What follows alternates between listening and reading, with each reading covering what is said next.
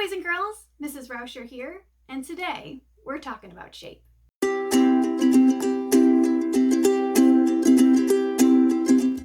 Shape is an element of art. It's nearly impossible to make a work of art without using shape. Now there are two categories of shapes, geometric and organic. Geometric shapes have uniform measurements and are often used in math. Many of them also have names, like a circle, triangle, rectangle, square, rhombus, diamond, hexagon, the list goes on. Organic shapes are often irregular and found in nature. Most of them usually do not have names, but they may remind us of things. Like this one, it kind of looks like a leaf. Or that one reminds us of a flower. This one definitely reminds me of a cloud.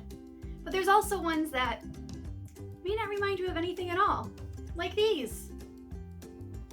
So today, we are going to be making a sculpture using shape.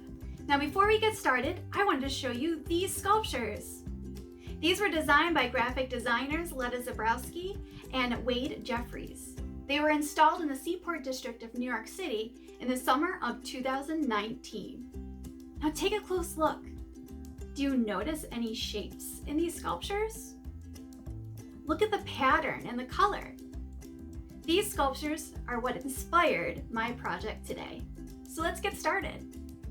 For this project, you're going to need some cardboard, a pencil, scissors, and items to add color to your shapes. Now think about what shapes you want. In the sculptures by Leda and Wade, they used a lot of organic shapes, but you could also use geometric shapes. So first things first, you're going to start tracing and cutting out your shapes.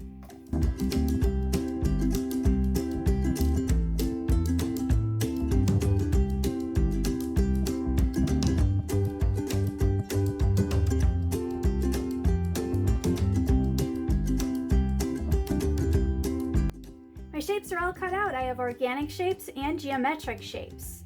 And now it's time to add color.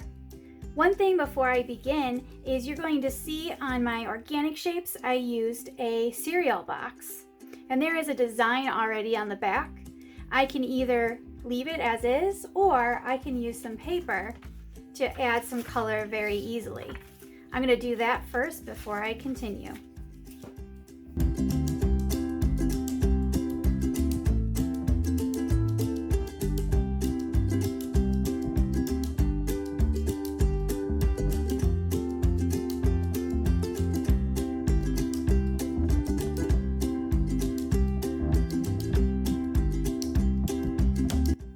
On the thickness of your cardboard, you're going to either have to cut out notches, or in the case of my organic pieces, you're just going to have to cut out just a little line. Once the notches are cut out, it's time to assemble. Think about balance and making sure your structure can stand up straight and tall.